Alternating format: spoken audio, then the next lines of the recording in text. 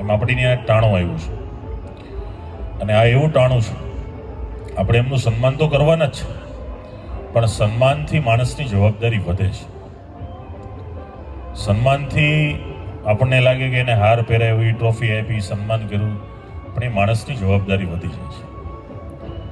સન્માનથી કે સમજો કે સમાજ જ્યારે સન્માન કર્યું છે ત્યારે જ્યાં સુધી પદ પર રહેવાના છે, આ જવાબદારી એમના ભાગે આવી છે, એ જવાબદારીમાંથી કોઈ પણ પ્રકારનું કામ આમાં બેઠેલી વ્યક્તિ હોય કે આપણા સમાજનું કોઈ પણ કામ હોય, એ કામ કરવાની એની જવાબદારી વધવાની છે.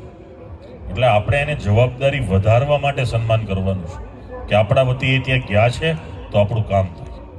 આજે સામાન્ય રીતે આપણે એવું ઈચ્છતા હોય છે કે આપણા વ્યક્તિ કોઈ પણ જગ્યાએ હોય, સિસ્ટમમાં હોય, સરકારમાં હોય, સત્તામાં હોય, સંગઠનમાં હોય, ગમે ત્યાં હોય, અને જ્યારે આપણે આપણા વ્યક્તિ આવતા હોય છે ત્યારે એનું સન્માન કરતા હોઈએ છીએ, અને જ્યારે એનો સમયગાળો પૂર્ણ થાય ત્યારે એનું વિશેષ સન્માન હોય છે કે એનો આખો ગ્રાફ આવે કે વ્યક્તિએ શું શું કામો કર્યા છે, અત્યારે એને મોકો મળ્યો છે, ત્યારે આપણે આપણી જવાબદારીનો ભાર એના ગળામાં સોંપવાનો છે.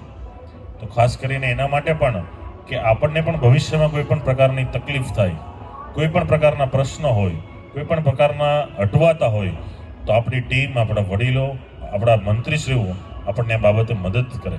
એના માટે ખાસ રાજ્યશ્રી સન્માનમાં સૌએ ઉપસ્થિત રહેવું. બીજું